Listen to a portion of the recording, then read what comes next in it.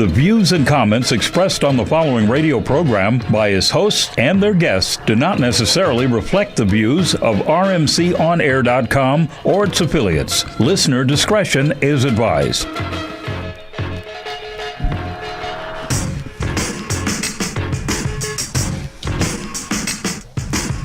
Ladies and gentlemen, it's none other than Zoe Williams on the Zoe What Morning Show.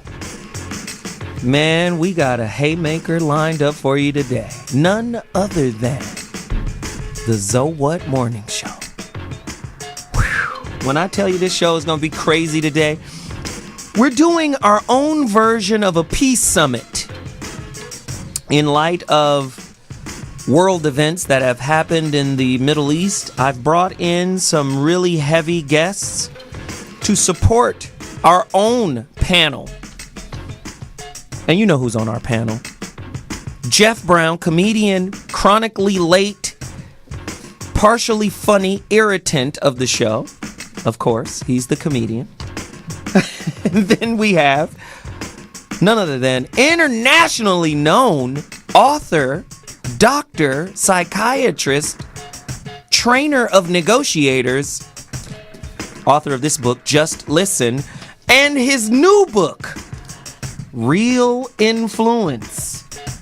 Wow, this isn't even out yet.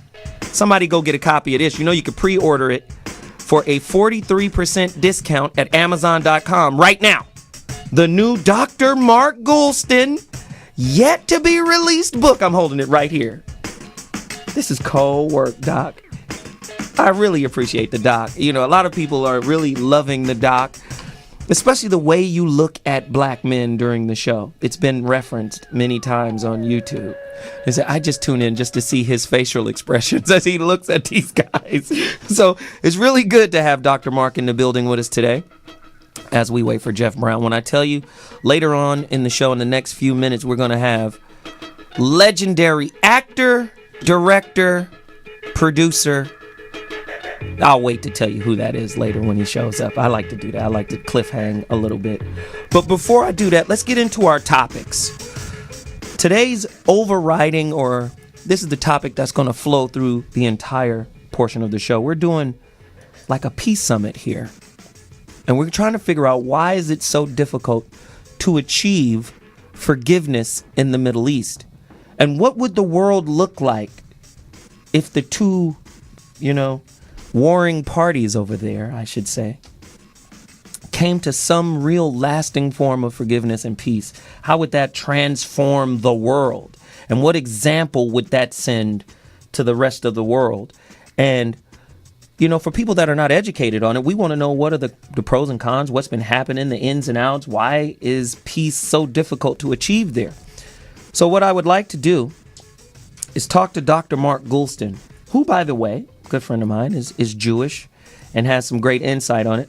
I have another friend here, man. I don't even want to. I'm going to introduce him too in a minute, but Jesus, he's a heavy cat, very smart cat, and very accomplished in things that he's been exposed to. He's a very heavy dude. Love him to death, friend of mine. I'll just say his name. No, I'll wait. In another 30 minutes, we'll let you know who that is too. Man, we got a great show lined up. Dr. Mark, if we could give somebody a little piece of happiness, like, a lot of people need to know these basic tools. Like, why is happiness so difficult to achieve? Why is it so difficult to attain? And why is it so fleeting in most of us? Like, you understand what I'm saying? Like, why is that happiness and forgiveness and all of these meaningful, it almost sounds like a fairy tale to me to even try to go after. Why is it so difficult to achieve, Doc? It's interesting. I've given a number of talks, and often I will say to the audience, if I could give you the single word that would cause you to be happy, fulfilled, and maybe successful, and if you agreed with it, and only if you agreed with it, would you agree to commit to embracing it and putting it into action? So everyone's saying, oh, the key to happiness. Oh, this is going to be great. And they say yes, and I write out on a little piece of paper the word forgiveness. And I pass it around, and I say, pass it to the next person. So they're each waiting. Oh, they're going to get some riches and jewels and money and all that. And they look at the word, and they all do the same thing. They go, and they pass it to the next person. And the is, yes, this is what I need to do. But here's the interesting thing. When I ask the audience, and all of them agree, by the way, when I ask the audience, I want you to be honest. How many of you, when you heard that word, first thing that came to mind was you need to forgive people? Or did the first thing that come to your mind be you need to ask forgiveness from people? It was really interesting. And what I pointed out to them is that if you need to forgive people, you're less relationship material than if you need to ask forgiveness from people. Because that's saying that there's a certain level of humility required of the person, and really not only humility but accountability required of the person asking for forgiveness, right? Right. Wow. And, whereas if you have to forgive, I need to forgive them. There's entitlement. There's hubris versus humility. There's entitlement. I should be a little less entitled. So I'll give them a clean slate today, but they better not mess up tomorrow because I'm going to go back to resenting them. But that goes back to my point. To me, forgiveness and unconditional love are synonymous in a way. Conditional forgiveness is, in my opinion, you can check me on this, Doc, because I'm a little crazy. Conditional forgiveness is like a loan. I'm loaning you this pardon, contingent upon you changing something about yourself. You understand what I'm saying? Like, whether it's your behavior, whether it's your language, but real forgiveness, like real love, doesn't work on those parameters. Now, do they? Does it? No, I think real love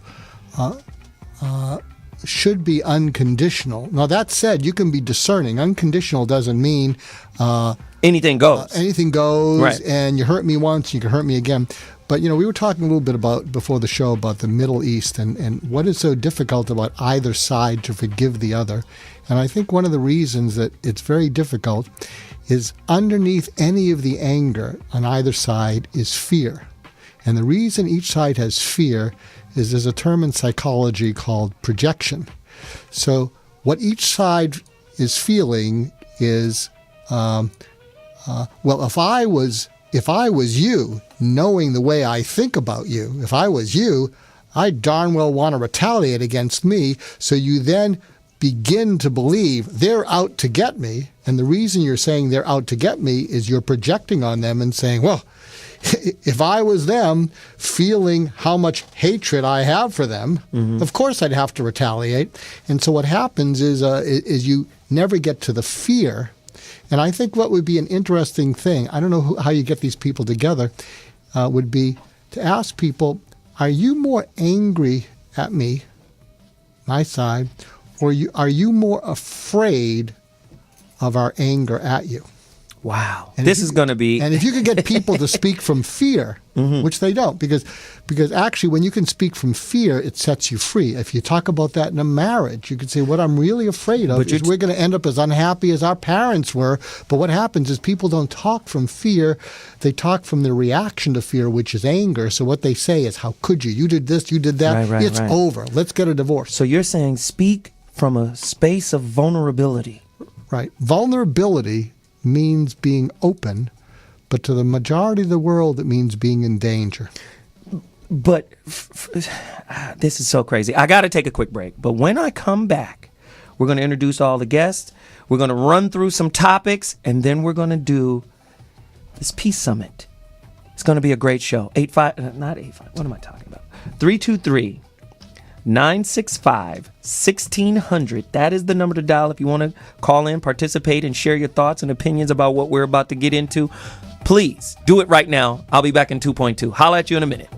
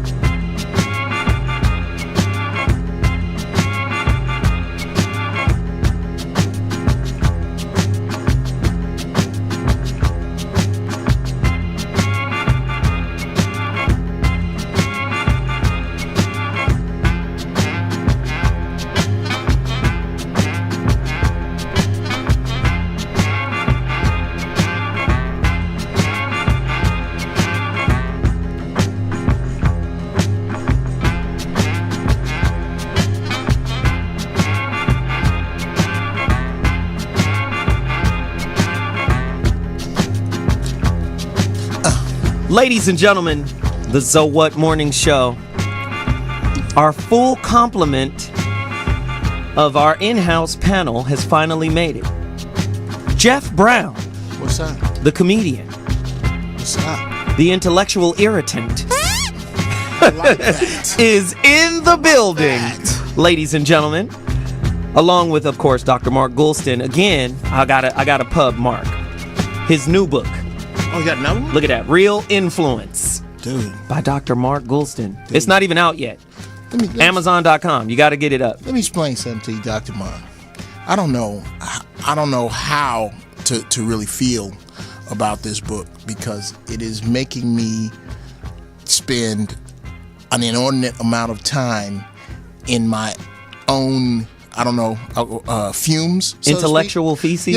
What is it? No, because I do a lot of doo-doo house reading, because that's when you get your reading done. Okay, here we go. Okay, All right. This book right here. Here we go. This book right here. On toilet paper. Dude, I'm telling you.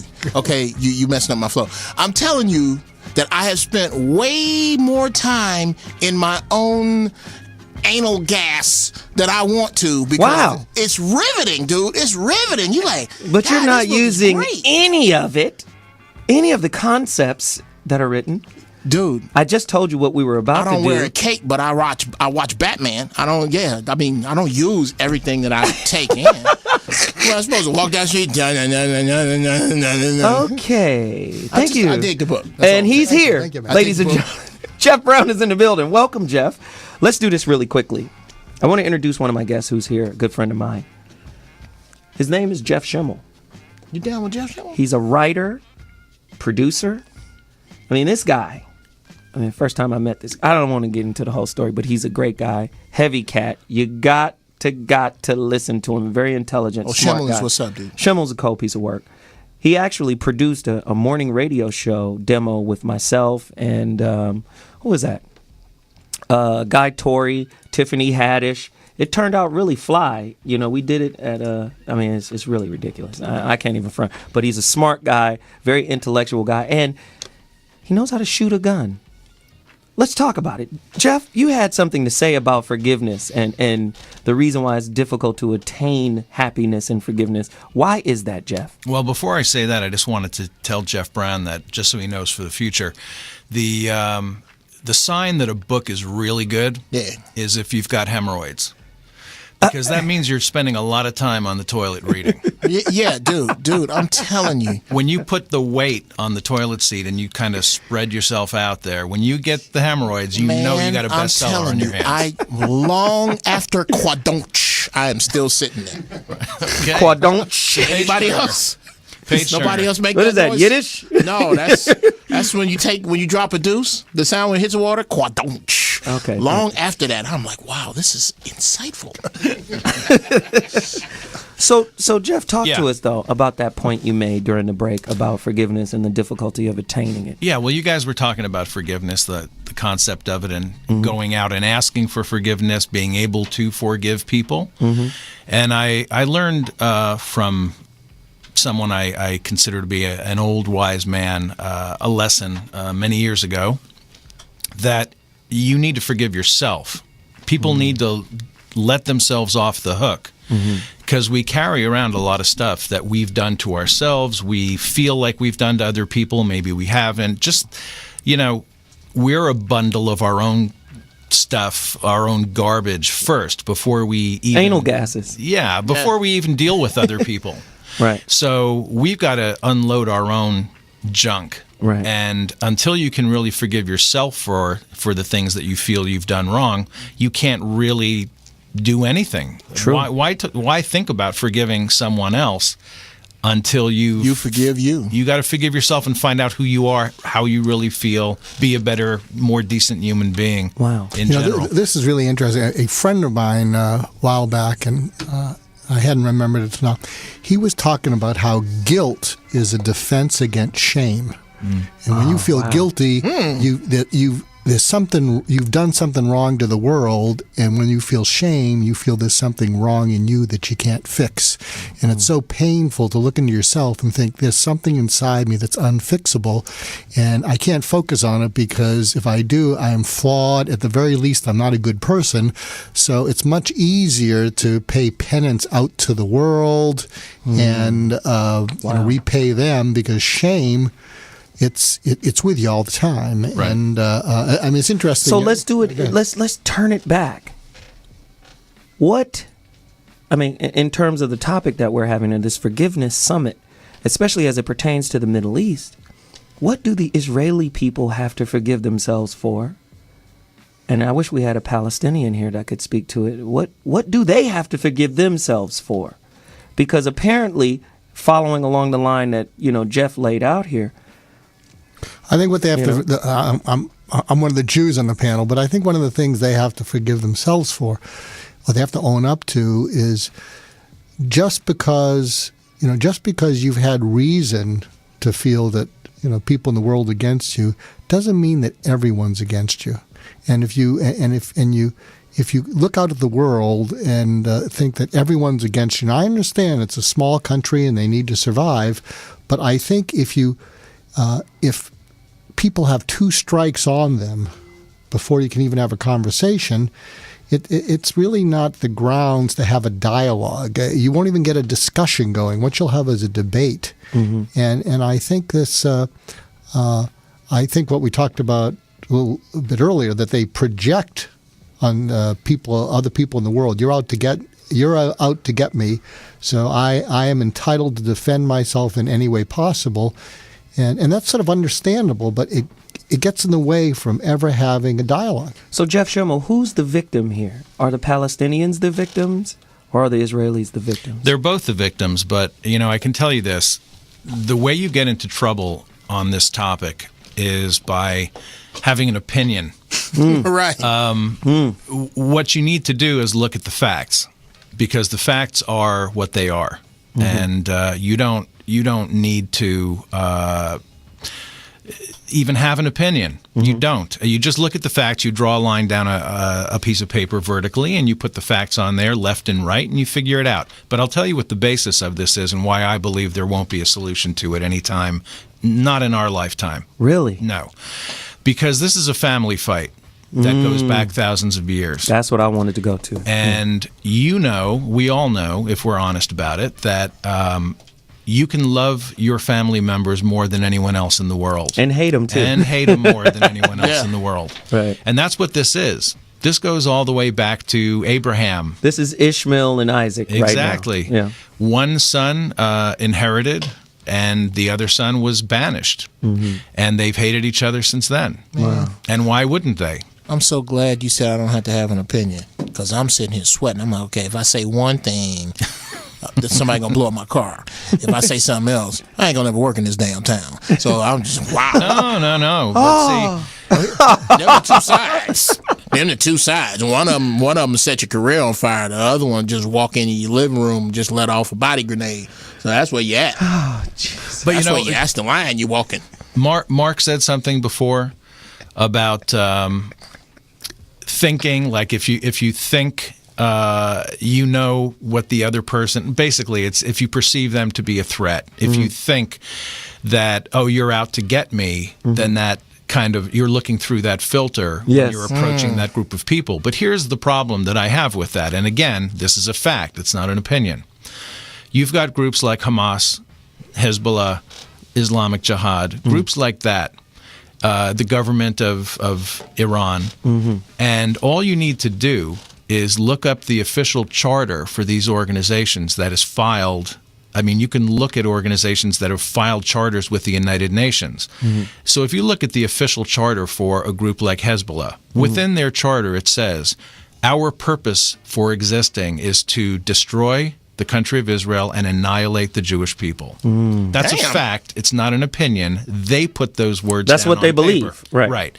So if that's your opponent and you're sitting across the table from them, if you're willing to talk to them, you're sitting across the table, what's the first thing you're going to think? This person is my sworn arch enemy. And wants to kill me. They want me dead. Right. And So- nothing they have to say, even positive or wonderful, works against No. their core idea. Yeah. So if I'm negotiating with that person, I would say, okay, before we can have a meaningful discussion, can you divorce yourself from that statement? Are you willing to tell me face to face that you really don't want to do that?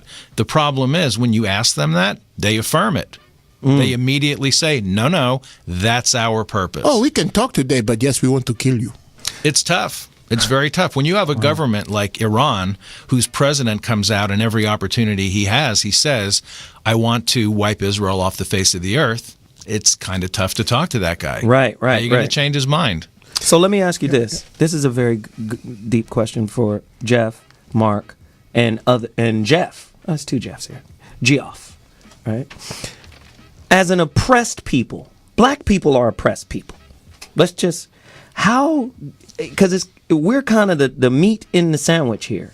How do we side with Israelis or Palestinians? Because we can look at both plights. We can look at the Holocaust and go, wow, we know what a Holocaust is. Right. We've lived in a Holocaust. We know what that is. Well, there's funny answers to that, and there's real answers. Well, let's to go with both. Let's see. Okay, well, the funny answer is, how does a black person here in L.A. deal with it? Right. Well, if you think a Muslim's going to give you a sitcom, then you got a lot of problems. There you Exactly. Go. That's, Go with the Jews. Yeah, not going to happen. Right. There you go. But Hey, look, that's just the truth, man. Okay, trying to get trying to do well in the entertainment industry with no Jews on your team is like trying to do well in the NBA with no brothers on your team. You can play, you just ain't gonna win. You're just not going to win. You're not gonna win. You're gonna show up a lot. But You're you gonna know, suit there- up. A team full of Steve Blakes ain't going to get you Yeah, you're nowhere. gonna audition a lot.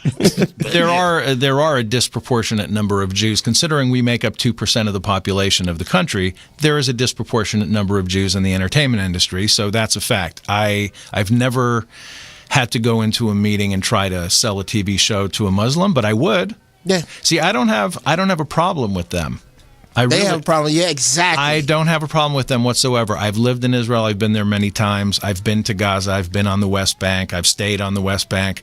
It's really sad because you look at these two groups, and again, going back to what Mark said earlier, what do they perceive about each other? What do they assume about each other? And this is my thing. As far as I'm concerned, the smartest man that ever lived on this planet was Buddha, actually. That's Buddha. what I believe. Yeah. And I went to go see the Dalai Lama speak once, and he was talking about compassion, and he was talking about peace. How do we make peace in the Middle East? And this is what he said, and it's just so simple.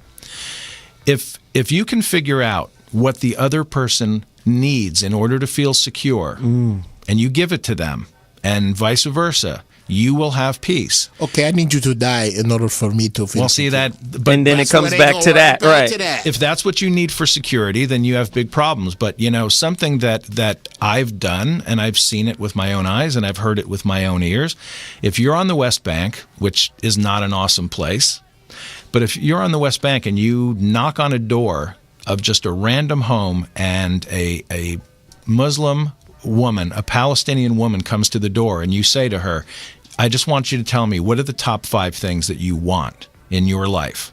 And if they're honest, they're going to say, I want my children to have an opportunity for an education. I want them to have a nice place to live. I want medical care available, food. It's just these simple things that every mother wants for their family. Right. And if you go across the street to the Jewish home, to the Israeli home, and you ask the mother, it's say the the same same 5 thing. things. Same Yeah. fire. They all want the same stuff, but who's leading their parade down the street, and who do they have to be behind to get that. to get it? Wow. So Let me- let's do this. let me- Mark, yeah. we got to take a quick break because our next guest is here that's going to join in on the conversation. I got to take a quick break, but I will be back. Zo What Morning Shows. You got to call us 323-965-1600, and we'll be back in 2.2 seconds. See you in a second.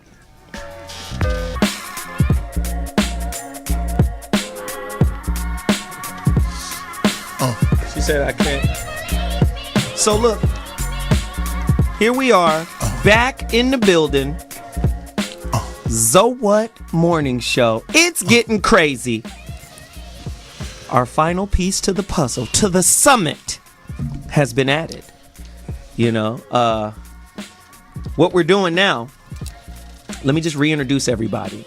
Jeff Brown. What's up? Comedian, intellectual irritant, always chronically late, but always on time with the jokes. Not today. Yes, you were late. No, but yes. I wasn't as late today.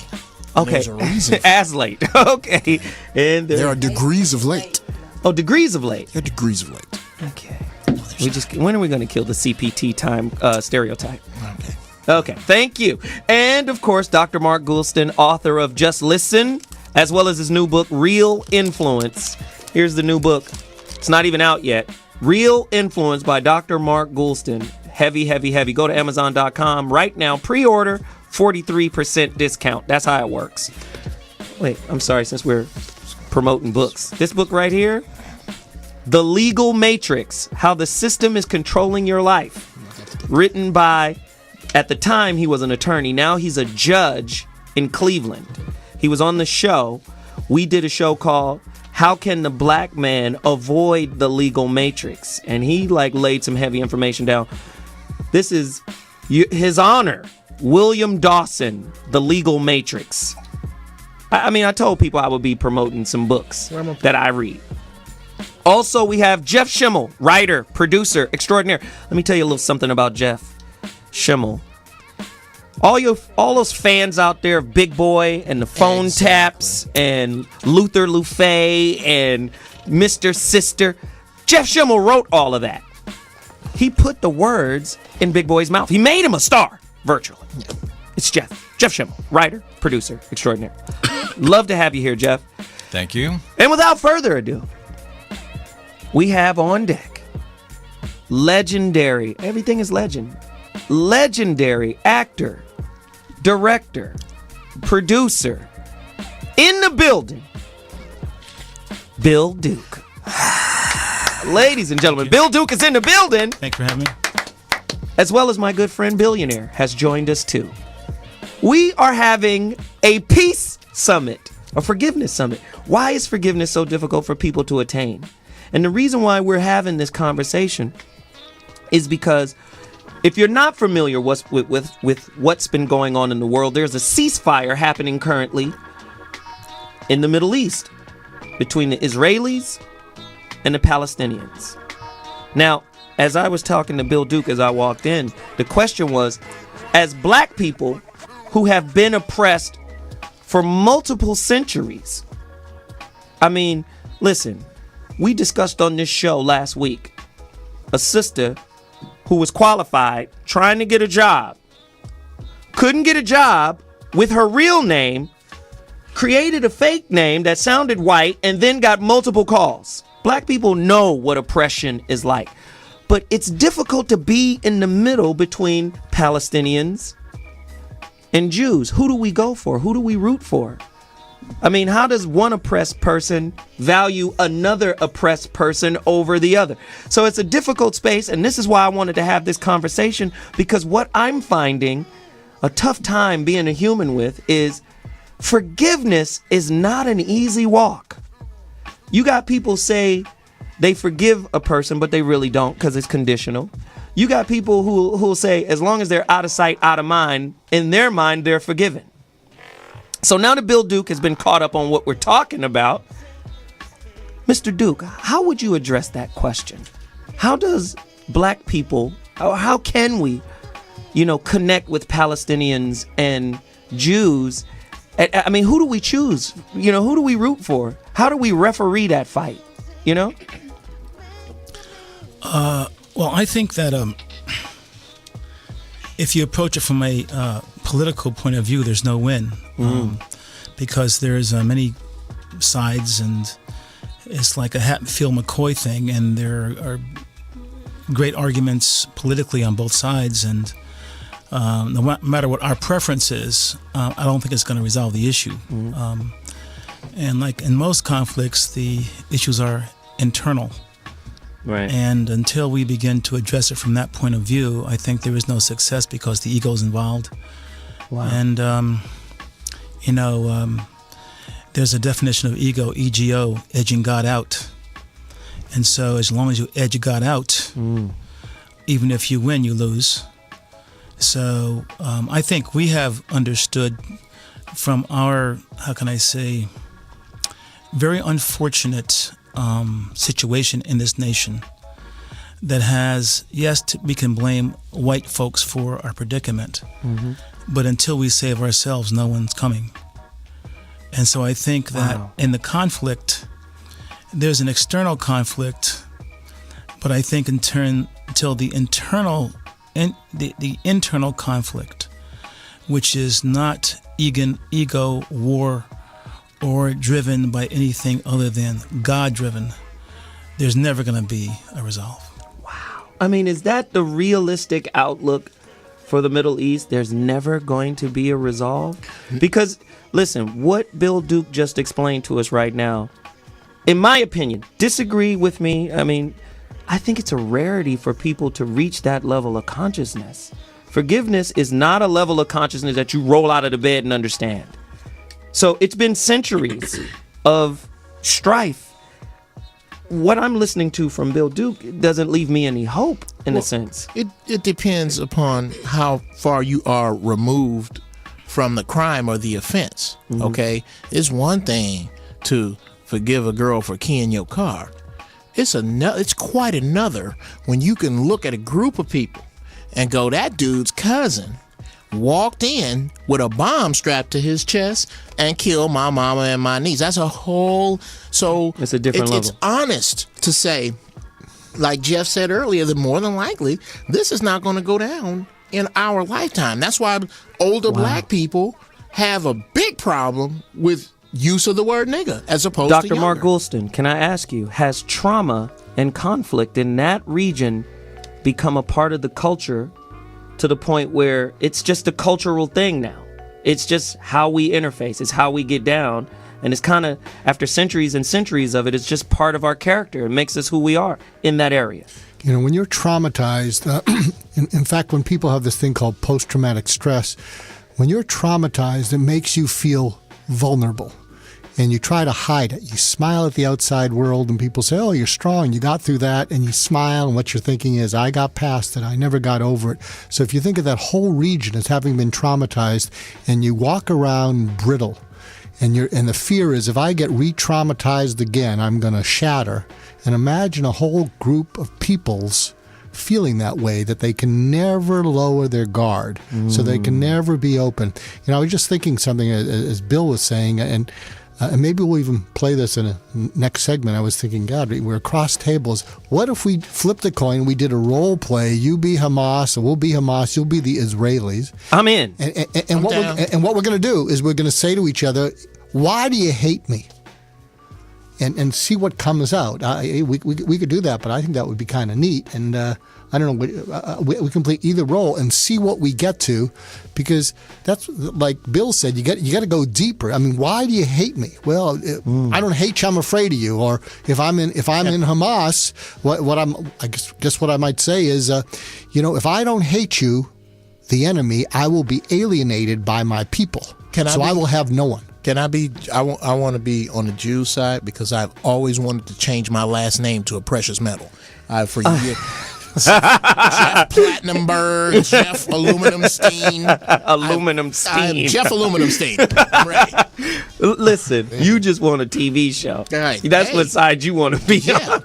Yeah. So I can fix. I'm trying to get my family right. No, let's actually do that.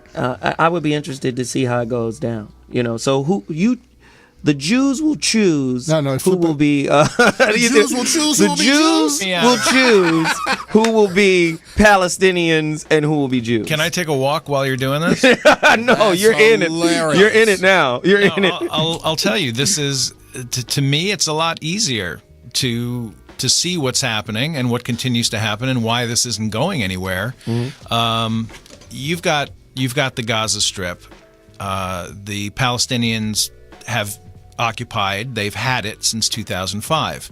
The problem is that they elected by a landslide Hamas to be their government. And Hamas is Hamas has their charter. It's They a have terrorist their organization, right? So it is. I mean, the United States recognizes it as a terrorist organization, so do other nations. But they have their charter that they filed, their organizational charter, and they tell you exactly what their purpose is for existing. So now you have 1.5 million people in a very small area that have elected this group, and then the group acts upon their charter and starts doing things that create a problem. Well, who's on the receiving end of the retaliation? Those women and children and men that have nothing to do with what their government is doing, and they're the victims of the retaliation. That sounds like the South Side of Chicago. So is the Obama administration in support of Hamas? No, they won't even talk to them. Well, that's a good thing. I got a question. Bill Duke, really quickly, then the doctor. I'll do it quickly. You know, you might know this story. The Tutsi and the Hutus. Yes. You know, the Yes. fight, which Yes. is really genocidal. I mean, it's like they're killing each other. Right. There was a story, I don't know if it was on CNN, which really got to the bottom level of this for me. I think it's a Tutsi woman saw her family, her 2 sons, her husband, and her husband's father killed, and she ran away into the woods. They chased her, could not find her, and she went to a neighboring village, and she spent like 1.5 years or 2 there. After the war had subsided, she came back, and she knew one of the men who had done the atrocity, one of the soldiers that had done it. And when she came back, she waited for several months, and she went to his house, his hut, and knocked on his door and introduced herself. And she was carrying a plate of food. This is a true story. She went into his home, sat down, they talked. She cleaned his hands with water at his feet, fed him, and he started crying like a baby. I'm with you. This is forgiveness manifest.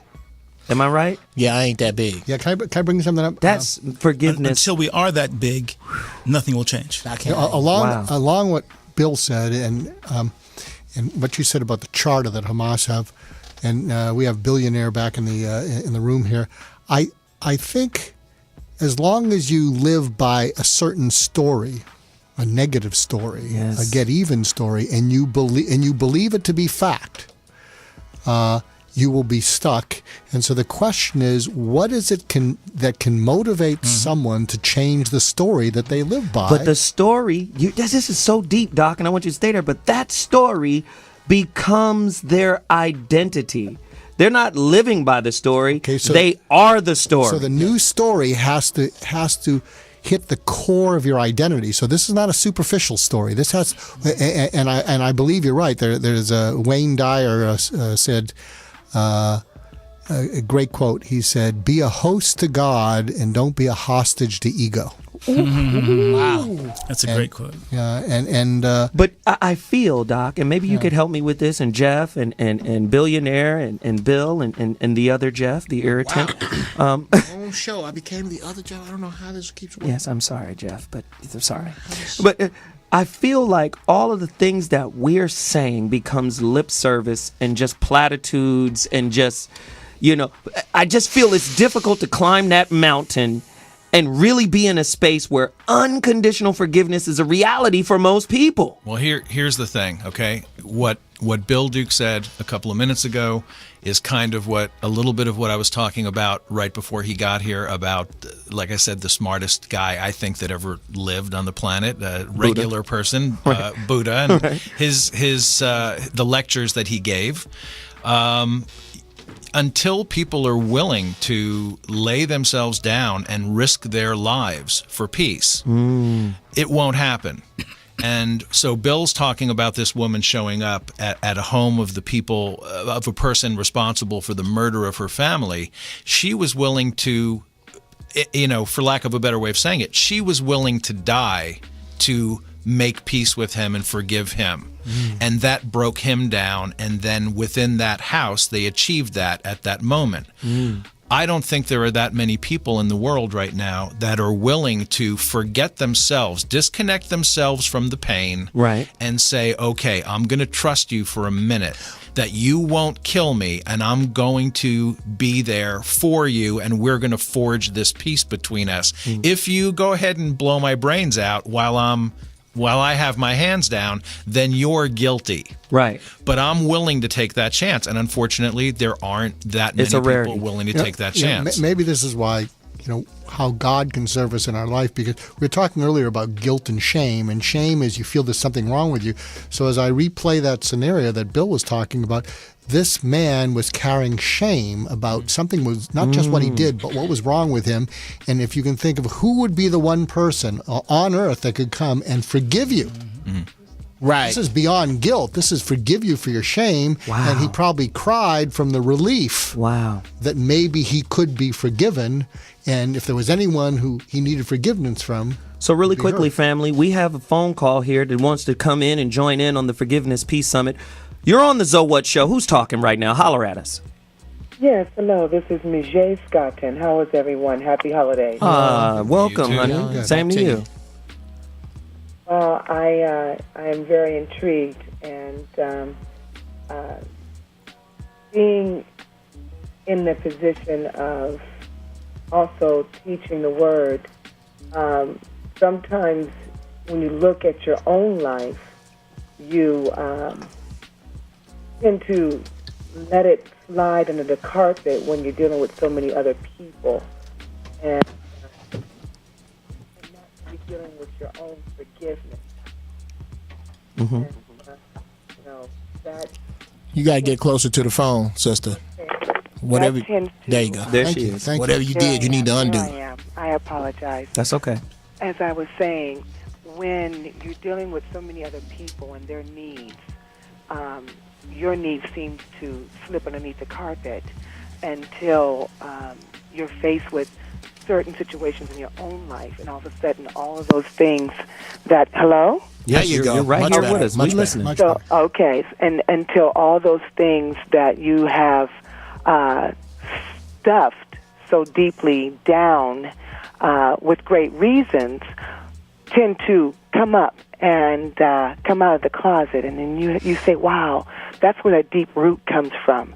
That's where that explosion came from. That's where I didn't mean to say this that way, or I didn't mean to do it this way, or I didn't mean to act like that," because of those roots that you never dug up and got rid of. Wow. And so you tend to be faced with the ugliness of yourself because you never had the opportunity, you had the opportunity. You didn't take the opportunity of the responsibility to forgive. Wow. And, Go ahead, honey. Go ahead. And as I've carried in my own life the forgiveness of my brothers, and from childhood, and I, to this day, they're in their 50s and 60s, and I'm almost 50, but still, at this time, I have relinquished all of that has been suppressed, but yet they have not. And even though you get rid of all of your guilt and you get rid of all of your lack of forgiveness, you have to accept what someone else doesn't give you. Are you still in Thank Are you still in conversation with your brothers? I am willing to be in great conversation with my brothers. I reach out to them all the time, but I get no response. It used to make me, it used to break my heart. I used to cry constantly. My husband would say, "Honey, you can't be responsible for someone else's sin. You can only be responsible for your own as long as you do what you need to do." Let me change the story a little bit for your brothers that might help you. What if your brothers were able to say the following, which they'll never be able to say, but it may be in their unconscious. What if they were able to say to you, what's your first name again, honey? Mijay. Mijay. What if they were able to say, Mijay, you're not wrong about how you view us, but if we owned up how wrong we have been about a few things, we could feel that we're wrong about everything. And if we feel we're wrong about everything we know to be true, we would be lost. And so we can't go deep into admitting that we might be wrong about certain things. And so we kind of live our lives that way. But you're not wrong. We just can't go there, because as soon as we go into deep self-doubt, we lose ourselves. I mean, they won't be able to say that, but if they could come from that place of fear in your mind, do you think you could change the story about them in your mind? And just imagine they said that and see if you can let it go inside. Does that make any sense? It makes a lot of sense, and I think that is what, to this point, has gotten me just about, I would say about 5 years ago, when I really had dealt with my heart and the lack of relationship that I have with them. I have totally called them. In order for me, I had to write things down. I had to write it out, how I felt. I may not ever get a chance to tell them exactly how I feel. I've left messages, and, I have one brother that comes through periodically, but he goes through his own, life and all that it entails. I take on the burden of taking care of his kids, but yet I don't get a thank you. But that's okay. I have a thank you from my God. And I have to let that go, because that's his demons. That's his life. And I know that this entity I have within me is what God has given me, and I have to have my heart free. So I tell him that, but they don't accept it, and I have to be okay with that. Well, you know what? I just want to say thank you for calling us and really sharing and opening up your heart and being vulnerable, which is something we talked about earlier in regards and relation to forgiveness. So I really appreciate you taking the time to call us. And anybody else is going through a situation where they're having a difficult time forgiving or understanding the concept of it, call us right now at 323-965-1600. Really quickly, Jeff Schimmel, and then we're going to break. Oh, I just wanted to say, not to change the subject at all, but I think we could probably understand the whole Middle East thing a lot better, make it a lot easier, if we reduce it down and kind of shift it a little bit to this country for a minute, because there's still stuff, obviously, between black and white Americans that is very similar to what's going on over there. That's why we're doing it. If we can figure out a little bit about what's happening here, we might be able to then superimpose that over their problem. Wow. Great point. Listen, we got to take a quick break. The So What Morning Show, it's on fire. Bill Duke, Billionaire, Jeff Schimmel, Mark Goulston, Jeff Brown, Zoe Williams in the building. We'll be back in 2.2 seconds. Quick break. Call us 323-965-1600.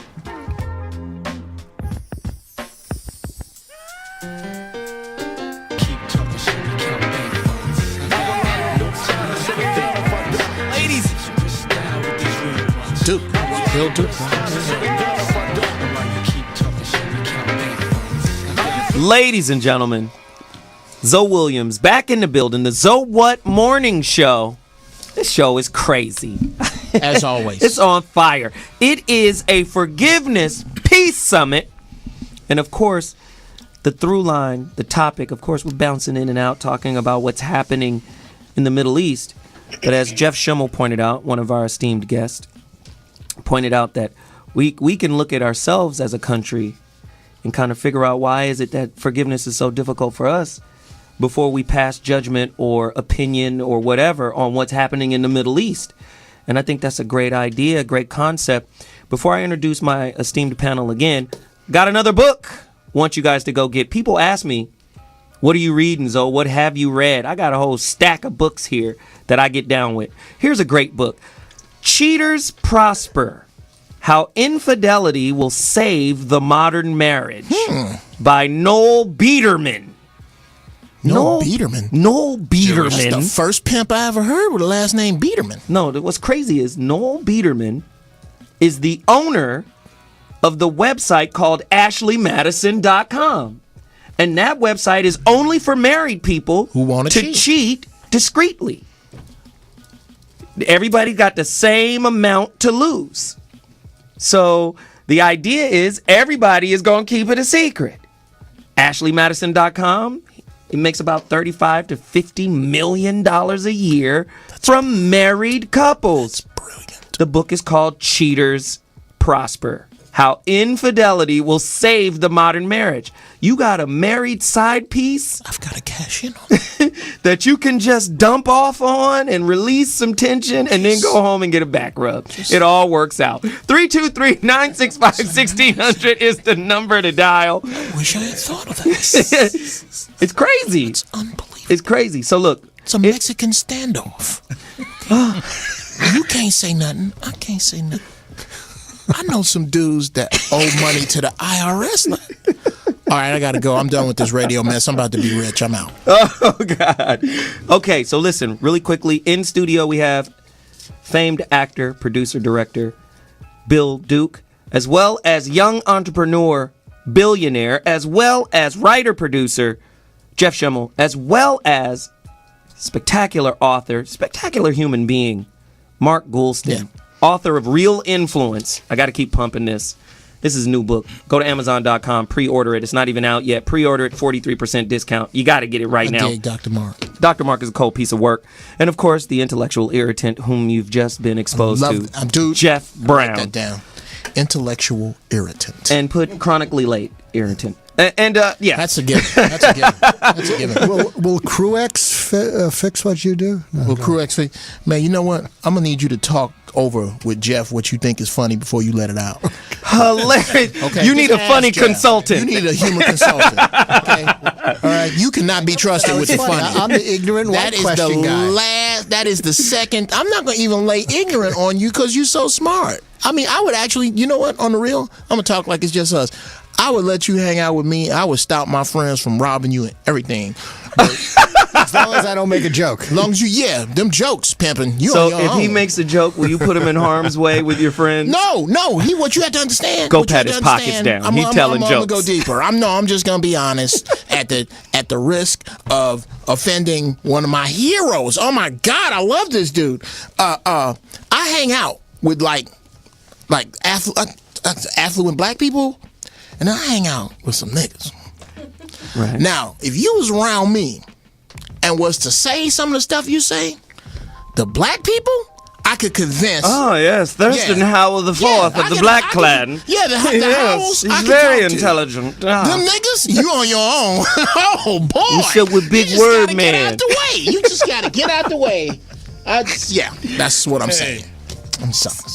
Oh, this is awesome. Not too honest. I'm sorry. Dr. Mark Goulston, Intellectual. Yeah, I had a challenge. you know. you have a challenge for us. Talk to us Yes. about that. It's built on what Jeff was saying before the break, and he said, "Geez, if we could figure out stuff in our country, you know, we maybe that would help us understand and help other people understand." And I was thinking, I was talking with Jeff. We have a little bit of our country right in the studio right now, except it's reverse. In this studio right now, the whites are a minority, blacks are a majority, and when we go out of here, it's going to be a little bit different. And so here's a question that Not Jeff- if we go for breakfast at Roscoe's. See how that was fun? Ba-da, And it just came like ba-da, that? Wait 1 second. I know where he's going with this, and I'm in total agreement with it, but I just wanted to set the table also. Can I? Yes. Okay. Go deeper. Because this happened to me, and this was a shining example of exactly what I'm talking about, and I think what Mark wants to talk about. Way back in the late 1980s, I just got out of law school, and I was teaching law courses at night. And there was a black guy in my class at night. And when on the first night, Black people can't read. Come on. Especially at night. Go ahead. all right, see? I Anyway, don't even know what that means. But so I was taking attendance on the first night of school, and I wasn't even looking at the group. I was just going down and checking off the people that were there. So I came to this last name that I had never heard before. I had no idea what the origin of the name was. And so I said, okay, who is this person? I remember his name. I just won't say it, obviously. But I said, okay, who is this person? And I looked up, and it was this black guy sitting in my class, and he raised his hand. And I said, I just got to ask you, what is the origin of your name? I've never heard that last name before. And he said, oh, do you mean where was the guy who raped my great-grandmother from? Wow. And I said, no, I want to know what the origin of the name is. Yeah. So he said, no, I understand. You're talking about like national origin, what country it came. You mean what country was the guy who raped my great-grandmother from? So I said, okay, you know what? Let's talk at the break. Right. So I continued with the class. About an hour into the class, I took a break because everybody wanted to go out and smoke a cigarette or whatever. So we went in the hallway. I took him into the hallway and I said, look, dude, we have to be together for a semester. I really only wanted to know where your name was from. I didn't need to know all that. Right. So he was very upset that I even wanted to talk to him about it further. So I said, all right, let me just say this. My parents came to this country in 1949. We were not here for any of the stuff that you're talking about or mad about or holding against me with your answer. So do you think you're going to be able to sit in my class for a semester and actually listen to what it is that I'm saying and take it for just being straight up instruction on a subject? It was bankruptcy. That was the subject. Or what? Because if not, transfer out to somebody else's class that you feel more comfortable with. And the reason I say that was such a shining example was because he let me know in answering my question about his last name that he harbors some horrible stuff against me. Personally, yeah, me. He was hitting me with it as many times as he possibly could, even when I told him, I got nothing to do with it. My family wasn't here for that. But you know what? The fact of the matter is, the pain is so prevalent and goes so deep. Just looking at me makes me guilty. It makes me one of the guys. So no matter, I just think in no matter what year we're in right now, we're in 2012, makes no difference whatsoever. People still think what they think. They still feel what they feel. And we, just like the Middle East, we have a long, long way to go before people are just going to let go. Right. And they're going to let go in their own time. Right. When they feel like they can comfortably just stop.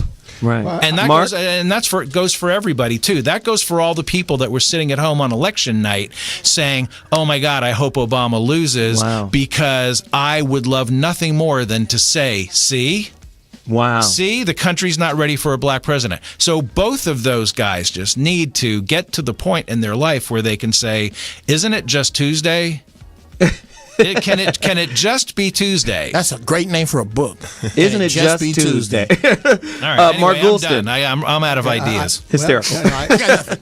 Mark Goulston, the challenge. I got to take issue with what Jeff just said because something I shared in a previous show, but I'll share again. I worked in the O.J. Simpson trial, and I worked with the prosecution. Yeah, he voted against O.J.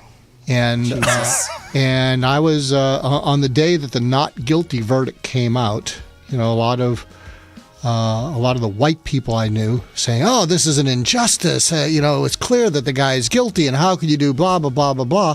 I was kind of a man without a country because I had a different view. And I went up to one of my black friends and I said, this really feels like the world's stacked against us. You can't even get a break. This was a lousy trial. There was no justice.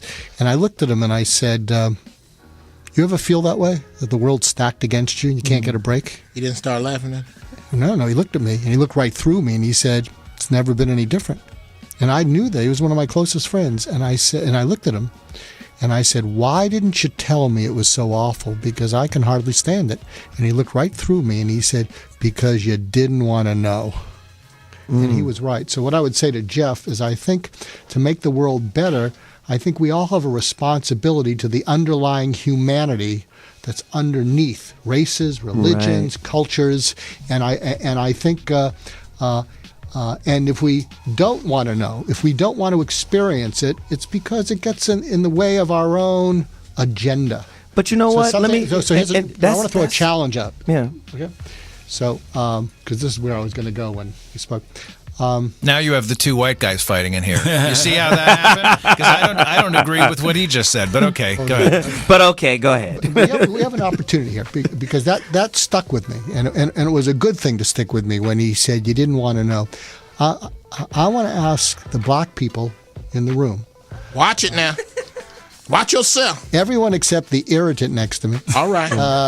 Better recuse me from some of your I want to ask foolishness. you, what is something that you This is going to be great. what is- 323-965-1600. Get to your phone lines right now. What is? Let's go. If you think about this, what is something that you think most white people don't understand about you because they don't want to understand it about you? Because if they did understand it about you, it might cause them to change their story about you and have to treat you differently, which would Badass kid in the class. Hold on. which Hold would on. maybe be at their own disinterest. So, what is something, and I just like to give this. I want a thoughtful answer. What is something that you think that many white, I won't say most, but many white people don't understand about you and don't want to understand you because we might have to change the way we think about you, treat you, and live with you? Billionaire. Billionaire's going first, then Bill Duke. I want to see this. Billionaire. Answer the question. Oh man, if I had to go off my past, I just really, when I was growing up, I didn't really think that white people understood the struggles of where our culture really come from, just the way it was shown to me on where I was from. And so the way it was perceived to me is that white people, Caucasian people, lived a better lifestyle than the actual lifestyle that I lived. And so in the midst of that gap of seeing somebody doing better to you, I think a lot of people envy that and jealousy, and in the midst of that, it fuels this hate. Which, and I'm speaking for myself, when I came out here and I made that transition, I saw that that was just the view in the city where I was from, and so I had to lay my pride down, set my ego to the side, and learn that all people are not the same. Wow. That's good stuff. Bill Duke. I think here's the question: How can I care about you if I don't care about myself? Say more about that, Bill. Grandma in our community now is 32. Wow. We are dropping out of high school at a rate of 48% before we graduate. There's racism in our own community. Dark-skinned people and light-skinned people have conflicts. The killings in, I think it was 6 months ago in Chicago, was it 74? Black kids killed each other in a matter of 5 to 6 weeks. So in terms of what we deal with, or supposed to be dealing with, we are not dealing with it. And I'll go further and say the shameful thing is that we do not want you to know, and we hide it under our sneakers and our watches and our chains, is that we don't have any self-respect. In other words, most men take care of their community. They don't wait for somebody else to do it. They don't call upon anybody except their own resources. There's a young black man online. Look under 29, 21, 19 black man. Okay? It's a 29-year-old black man. He has 21 children. Oh, yeah. By 11 different women. Takes care of none of them.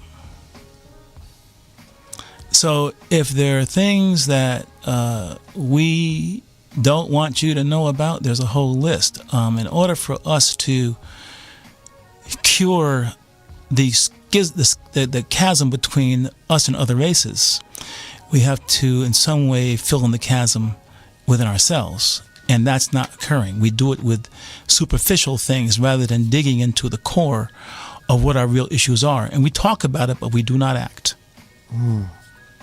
So is it something you don't want us to you don't want us to know about you or understand about you? Because part of what I'm hearing from both of you, as I see pain in your faces, I see huge pain at the internal struggle. I see huge caring for the black community. And so is it that you don't want us to no, or because and that understanding helps me. I mean, I'm having a great time just in this conversation, just even looking at you and the energy. And what I want you to know is I am the car that I drive, the sneakers that I have on, the chains that I wear. That's what I want you to know. Wow. Everything else is hidden. I had a film called Dark Girls, and it's about racism in our black community. Excellent film. And I was asked at a screening by a black woman, why are you screening this film and,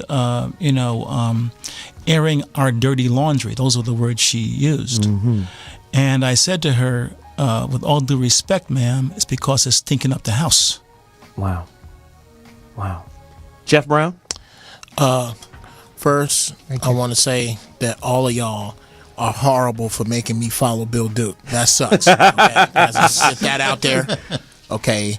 What is it that I want you to know? Give me the question again. What is it you think we don't understand about you because we don't want to understand it? I mean, because it serves our purpose to not understand it. Okay. From that core question, what it serves you to not understand is that the lifestyle that is perpetuated that most of you live, the concepts that most of you have, that's put in place by what we paid for from being here. That the way you live, when Republicans go, you know what?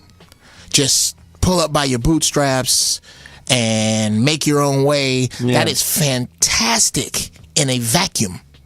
If there was not 400 years of free labor, why is it whenever that's brought up, we're asked to forget about it? You guys ain't asked to forget about what happened to y'all. And I'm going to tell you something. Shout out to the Jews. Y'all are so dope. You got people scared to compliment you because of how you handle your business. That's the truth. Watch That's it. The truth. Jews is tight with theirs. Don't even say Jew. Dude. What I need you to understand is the reason people keep running by and throwing crap on the lawn of your white house, if all races were houses on a block, is because the land that your house is on belongs to someone else. You stole windows from these people and you made these people build your house. So that when you come out and you wonder why there's dirt in your grass, well, why are these people? Here's where some of that comes from. Now, I'm really, really in line with Bill Duke with regard to black people needing to take care of their own stuff, because this is pimp rule number 718. I can never respect you more than you respect yourself, because that makes me a sucker. Wow. I can't do that. So let's do this, and I'm a wrap it up on that. What I want white people to know is tough. Transgenerational unforgiveness amongst black people. See, when you're oppressed and you've been abused, traumatized, it's real difficult to get back at the oppressor. So who do we get back at? Ourselves. We can kick our own ass because we don't have the power to kick the oppressor's ass. So what happens is transgenerational unforgiveness happens. Estrangement becomes the preferred method for conflict resolution amongst us, which creates disunity, right? I would want the white man to know that when he abuses the black man, right, marginalizes him, makes him look dumb, right, he's actually teaching our women how to interface with us too. Do you understand? I would want him to know that and understand that this is how we feel when we walk the street. You think he don't? Maybe he does know, funny. but he asked, what would I say? And what would I stand up and declare? I only disagree. I disagree with that. I just feel like the trauma of slavery, right? Because everything in the world is based on relationships. And that trauma, that unresolved trauma, is like the potter's hands that molds our intimate relationships. That's how we interface. We interface through pain. And we look at each other as the savior of that from that pain. But we can't save each other from each other's pain. That pain is only a relationship in and of itself is there to reveal the pain and help you resolve it. But if you don't know where to start in the resolution, like if this is the beautiful thing about if you can say beautiful things about the Holocaust that happened to the Jews. In my opinion, it brought them together even stronger. The togetherness of Jewish people. They still had the knowledge of self. We know who we are, whether we're in Auschwitz, whether we have tattoos with numbers on. We know what we are still, and we're going to stick together, life or death. This is who we are. Now imagine what happened to the Jews. Look at what happened to the black people. You're being stripped of who you are. Take the Lincoln movie. The lady who played Harriet Tubman is light-skinned. Oh, yeah. And look at Zoe. What's the actress? Zoe Saldana is playing Nina Simone. You turn on the Discovery Channel. They go to Egypt. We already know Egypt is a Greek word, Egyptos, that means burnt faces. Right? We know Nubia means brown. So why is a white man playing Amun-Ra? With a British accent? Why is Elizabeth Taylor playing Cleopatra? Let my people go. We understand that if Pope Benedict XVI can have a Moor with a crown on his crest, he knows the history we don't. We know this. It's very disappointing to walk a life not knowing who you are. I have a real. That's what I would say to the white man. Okay, I have a real intimate question. I'm pissed off with Whitey Locks. Okay, well,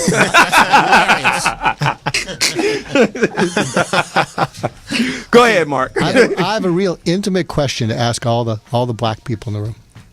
You're getting real close now. You're getting real close, Mark. I remember years ago I was seeing a black client, and this is out of context, and I said, and I want you to see if you can help explain this to me. I said, what is it that you're most afraid of? And that wasn't the first question out of the gate, but we're getting to it. And he looked at me, and he kind of went inside, and he looked at me, and his eyes, it's like he was holding back tears, and he said, you know what I'm most afraid of? I am most afraid of feeling safe. Because if I felt safe, the pain of my entire life would just start to ooze. I am like one big abscess. And and here's the irony. I think it might heal me, but I think it might wash me away. And so I kind of live in limbo. But what I'm most afraid of is feeling safe, because my whole life is adapted to the belief you can never be safe enough, don't expect to be safe, and I don't live a full life. So wow. Can anybody relate? I think that applies to us greatly. I think we live in a state of numbness. It's better to be numb than feel. Yeah. Wow. And we're always expecting the next shoe to drop. But I differ in a sense that I know that I mean the history of things. I know that the relevance of history, and the impact and power of history. Mm-hmm. But there's an old saying: whatever you blame, you empower. Go deeper. Go deeper. Woo. Go deeper. Come on. So if you, the white man, in the history we've gone through, are responsible for my happiness, I cannot be happy until you allow me to be so. But if no matter what has happened to me, I'm responsible for my own happiness and my own healing, and I take on that responsibility, something happens. Even if I don't make it all the way, there's an empowerment that occurs that changes me. Wow. And that's not something we're into yet. We're more into the blame game still. We can blame everybody for everything. We have a list of blames from its history to, and it's in music, and it's blaming. And let's say a lot of the blaming is true. What is the relevance of the blaming if the person you're blaming is not going to do anything? How does that impact your children? Wow. Wow. Billionaire, go. Speaking on what Mr. Duke said, as you know my story, when I was in the truck up north and I started writing the quotes, it's personal to me because I started to take responsibility for where I actually come from, and I wrote and I would basically write away my pains so I could accept my joy. Mm-hmm. And a lot of people not willing to do that. When people read these shirts are all over the world. Mm-hmm. And this is my personal life where I came from. When I wrote you quotes like, it's okay for your pockets to be broke, just make sure your mind makes sense, I was releasing my pain of being broke so long, so I could find true wealth. Mm-hmm. When I wrote quotes like, I fell in love with success, so I guess that means I cheated on failure. It used to be the opposite. You know what I'm saying? You was in love with failure. I was in love with failure. And cheating on success. And so many people they don't, like Mr. Duke said, these people will not take responsibilities for their own actions. So what they do is they put on these nice chains. I'm the person that used to do it and ride around on these big 22, 26-inch rims. It was me. I'm not speaking for nobody else, because I'm hiding what's really hurting me. Well, now that I found joy, I don't need the rims. I don't need the chain. Wow. I'm happy with inspiring other people to find out there's no value in that car. You can get more value out of your self-respect. And that's so beautiful, man, because I got a 15-year-old. I'm telling my son the same thing. I'm saying your generation is an external generation. Meaning, purpose, value comes from the inside out. So whatever you accumulate externally simply is a representative of what's on the inside. Jeff Schimmel, go. Okay, just going off what Billionaire just said. Mm-hmm. Okay, if you want to see people that are in the best position to understand each other, care about each other, lay down their preconceived notions about each other and just be open, go to a 12-step meeting. Wow. Where people have hit rock bottom. White people, black people, men, women, Latinos, Asians, rich, poor, makes no difference. Get them all in a room where, like I said, they've hit rock bottom. They're ready to die.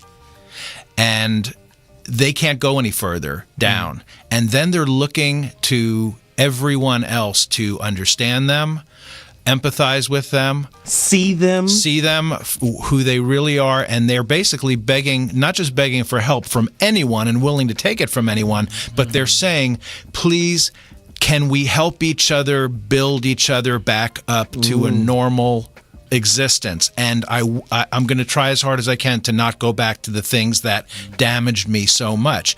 When you walk into a room of those people, you're going to see a microcosm of Earth the way it's supposed to be. Wow. Because that goes way back to what Bill said originally about God and about being God-like or Christ-like or whatever you want to call it. Right. A person that's not carrying their ego, the outward trappings of success, they're just hurt and willing to listen to anyone that can speak their language. Wow. So before we do this, I got to take a quick break.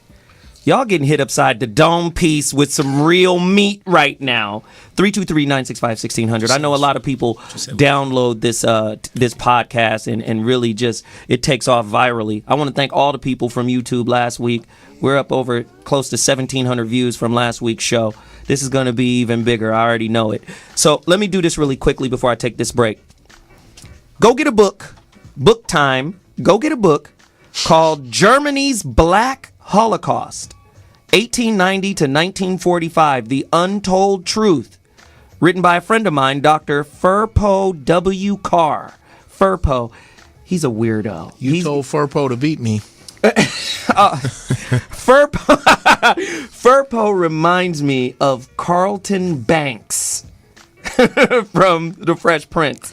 He was raised in the Nickerson Gardens, went on to become this incredible scholar, speaks all of these multiple languages, all of the ancient languages, Aramaic, Arabic, Greek, Latin. He's a cold brother from the hood that made it, PhD. He wrote a book called Germany's Black Holocaust that talks about how they tested out the Holocaust on Africans in Uganda, in South Africa, before they even set it off on the Jews in Germany. It's a cold book. The history is off the chain. Go get the information. You want to know what Zoe Williams is reading? I'm opening up my library to you. Follow what I'm doing. Text me at ZO 90210. That's how you get in contact with me. Taking a quick break. Coming back. Finishing up with Hot Topics. We'll be back.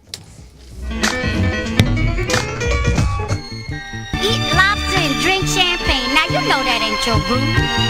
Cause you strictly a collard green cornbread baby. Now you know if anybody knows, I know. But since you feel like that this evening, sit down and drink some champagne. So what mornings? Hey, listen.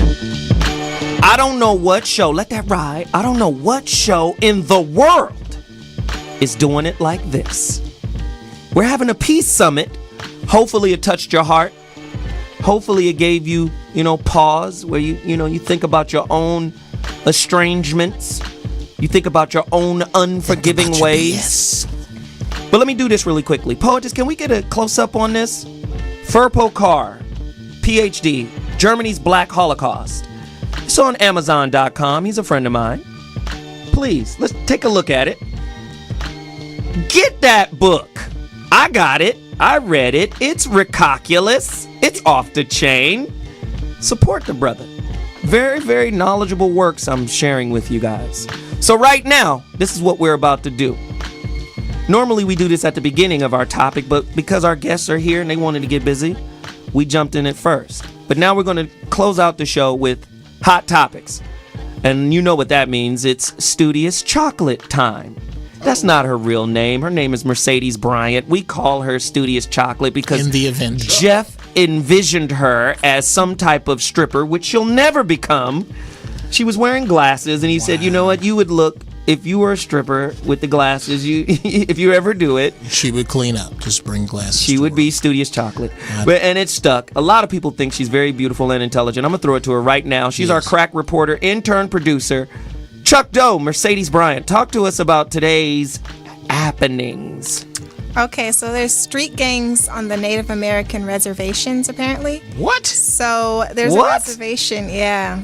It's called Pine Ridge Reservation, and it has a 90% residency of people who are below poverty level, and their unemployment is at 85 to 90%. And the FBI are researching into these Native American gangs who are working with the Mexican cartel to import heroin, weed, crack, meth, and everything. Yeah, the government don't like competition. Apparently not. So now the Native Americans are their own smallpox. Right. Right. It makes drive-bys interesting. Got him. Well, you know what? You mean it's not that hard to understand. That's just dumb. Really? I'm sorry. It's not that hard to understand. I went to college for a couple of years in Arizona, and I used to go out to the reservations for stupid stuff, to ride horses and walk around with my brother and stuff like that.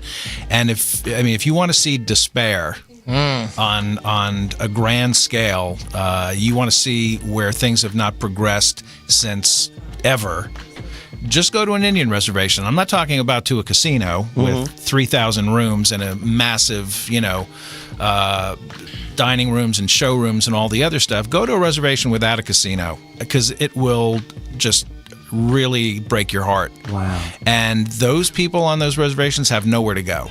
They got nothing. And it's weird, if you go to like dental school and you're taking out student loans, the government will reduce your loan debt if you agree to go work, like be a dentist on an Indian reservation for a year.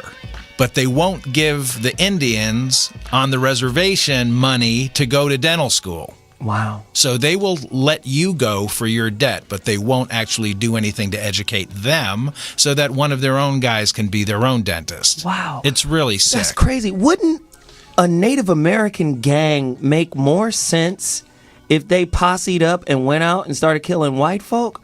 Why is it that gangs, especially in light of Thanksgiving last week, but I mean, why is it that gangs seem to always kill themselves, their own race? I don't understand that. Talk to me, Jeff. Talk to me, Mark. What's going on? What about the factor of having a nothing to lose mentality?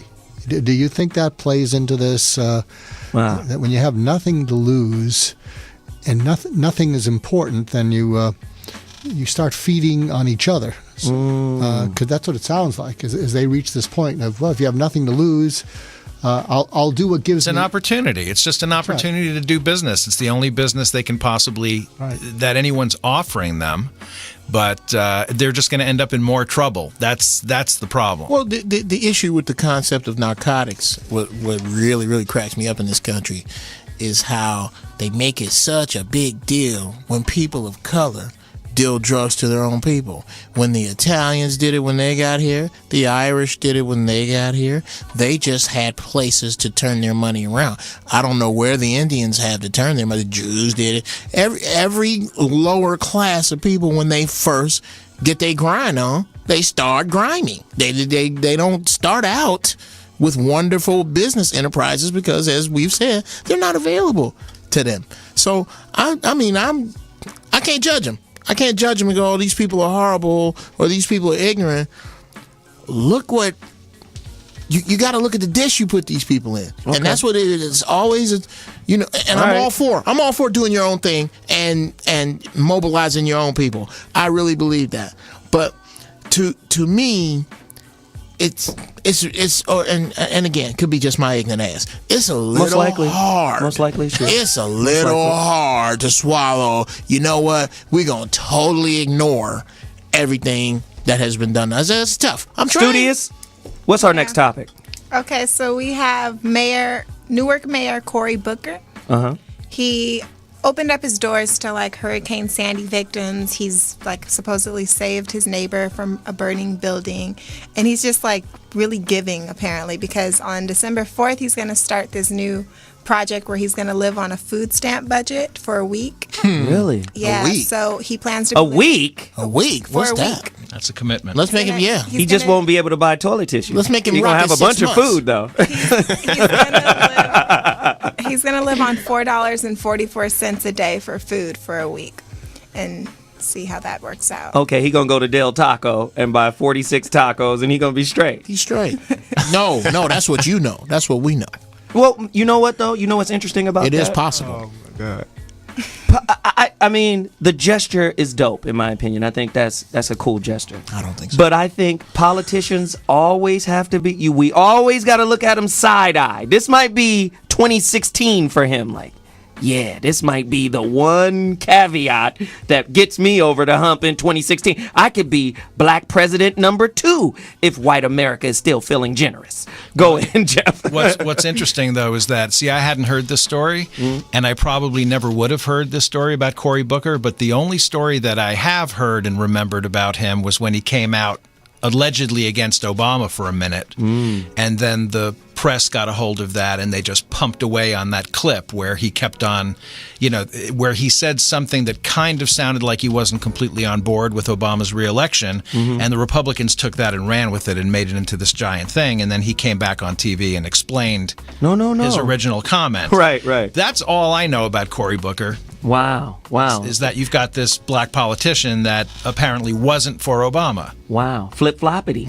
All I know about Cory Booker is it sound like Chucky. It's interesting. Is it Chucky Booker's cousin? Chucky Booker. Okay, go ahead, Mark. I can see us taking it to what's his agenda, what's his ulterior motive, and there may well be one for his political ambitions, but to a certain extent, the idea of walk in someone else's shoes for a little bit. Just, don't talk about it, experience it, live it, and see what it introduces you to, and then from that, come from that. What was the movie with Charlie Wilson's War? Was that with Tom Hanks? Yeah, Charlie Wilson. Mm-hmm. Yeah, no, from the Gap Band. No, it wasn't Charlie Wilson. Oh, okay. Yeah, Tom Hanks. He was this kind of playboy congressman or something, and then he went over to Dude, it's your movie. I mean, we're all. Yeah, dude, you brought it up. It's your reference. You're responsible. Jesus, Mark. Come on. But I have Romnesia. What can I tell you? No, Romnesia. No, but he goes over there and he doesn't see it. He's transformed from seeing it as some political opportunity to actually experiencing it. So I think we can gang up on what are his political motives, but boy, I think if there was some way that, I don't know, that people could live in each other's shoes for a bit just to be able to say, I get it. I never knew that. So really quickly, before we move to the next topic, do you think a politician, a true politician, I'm going to start with Bill Duke, a true politician, do you think they can be a humanist at the same time? Well, no disrespect, Jesus was a true politician in the sense that he didn't just talk the talk, walk the walk. Dr. King knew he was going to die. Malcolm X knew he was going to die. Yeah. Medgar Evers knew he was going to die. There was something more important than their lives. There was something more important than their own individual egos. And most of the people today, I was very upset over Michael Moore's documentary when he showed people coming out of Congress that were sending our boys to die in the war. And he asked how many of them sent their children to die. And I think it was 1 or 2. And I don't get that. Right. I don't understand the difference between... Our children are not for fighting. I get it. They're for running the world and sending the rest of your kids to war. Absolutely. Studious Chocolate, the next point. Where are we at? Next topic. Okay, in Uganda, their parliament is trying to get a bill passed that's called, well, it's not called, but they've branded it Kill the Gays Bill, which would basically make anything, a person being gay, lesbian, transgender, or bisexual, a crime that's punishable by death. And supposedly it's scheduled to go into Congress and they would actually talk about it, or at their parliament rather. That's ridiculous. So are we saying they're trying to make it legal to kill people because of their sexual orientation? Yeah. Wow. Jeff Brown? I'm ready to hear this ignorance. Man, okay. Oh, let's see. I can't even. Travis Bickle. How would he deal with this? All right, now, listen. I mean, that's a little extreme. I mean, getting in a pickup truck, drinking some brews, looking for some of them, to harass with a baseball bat every now and then.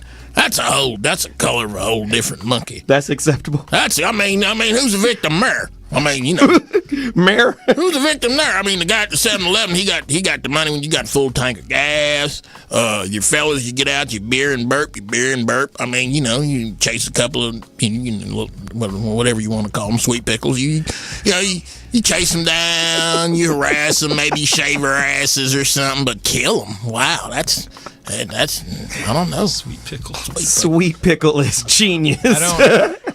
First of all, Travis Bickle was Robert De Niro's character in Taxi Exactly. Yes. I was waiting on somebody. Doesn't Nobody. sound anything like him. But aside from that, look, the president of Iran says there are no gay people in his country. Period. There are none. Which is and it wrong. Doesn't really surprise me that people take this issue and go to the extreme with it. I mean, why not? And Uganda doesn't exactly have the greatest history of human rights practices, but I guess they're just looking for another another little issue to jump on. Yeah. Isn't the president a female? I think she is. No, let me look it up. I have to look it up. I'll get back to you. Okay. Studious Chocolate will get back to us. Dr. Mark, talk to me about legislation that would be passed that would kill a person on sight based off of their gender, sexual orientation.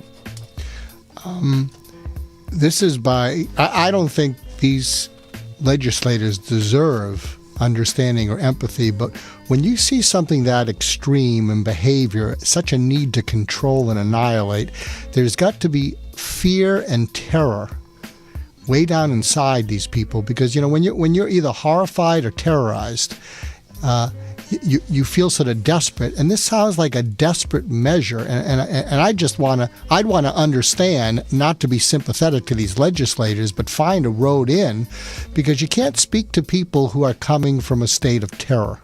But Doc, can I say this? Yeah. I'm sorry for interrupting. Can I say this? Let's get down to the meat. Even with regards to our conversation earlier, this is religion. Let's be real. Religion produces fanatics and nut baskets. Let's just be real. This is crazy. Let me ask you, God said it was an abomination, so that means we have the authority to then. Is there a common thread in religions that is part of their charter say you must destroy people different? I mean, is there a Yes. common? What is the fuel that says not only do you have a right to be here, but you need to go out and destroy people that are different from you?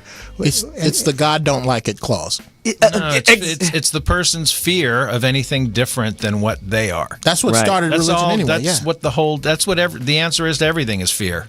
But in this instance, I mean, what is it? Why? I mean, there's a reason why they think gay people should be killed. That they're threatening or doing something to the nation. Is that correct? What do they think that is? Does anyone know? And who is the dude that brought? See, here's a problem that I find often with communication. But he brings up a great point, a great question. What are Let's they? address What are it. they afraid that they will do to their country? Right. That gives them the It's motivation to do It's that. interesting. When I was in, I'm a medical doctor, a psychiatrist, and one of the things we studied in Who may or may not have committed malpractice, but that's another story. That's Go a ahead. whole nother show. Forgive them for they know what they do. Okay. well, that plus serving on the OJ trial. What am I trying to do here? You're in trouble, Mark. You ripped your pants with all of us. The Black Klux Klan here. I mean, what am I saying? The Black Klux Klan. He got one. There you go. There you go. But one of the things that we used to learn about was something called the homosexual panic of young adolescents, who can't come out of the closet. So if they're not true to themselves, there's an angst, like where do I belong, where I fit in. So if I don't come out, I'm destroyed because I'm living 100% lie, and if I do come out, I risk everything being against me. And if you look at the way they're reacting, that's not that different from the mindset that this country had. We didn't have laws that draconian, but it's not that different from the mindset that we had towards gays and lesbians not that long ago. Six years ago in Washington, D.C., and this is the Washington Post, this is a true story, and this bishop, I think he has a church of like 15,000 people. Right. You heard about this? Yeah. Say more, though. And on one Sunday morning, there is like an altar call, in the church where you ask people to come down to the altar to be prayed for. This particular bishop said, I want all the men in the church to come down to the altar. And so it was like 1,500 men got up. They started coming to the altar, and he held his hand up. He said, no. I don't, and these are the words he used. I don't mean all you gays, fags, and sissies. Wow. I mean the real men. Wow. And so the men that were gay or bisexual kept moving toward the altar because they felt humiliated. And the women in the church laughed. Now this is happening in the house of God on a Sunday morning. And when they asked the pastor, did he have any regrets? He said no. Well, I mean, think about it. You look at your guy. What is our guy down in Atlanta with the toupee, with the little raccoon on Bishop the top of his Eddie head? Longer. Bishop Eddie Longer? Yeah. With the muscle shirts on and all. Yeah.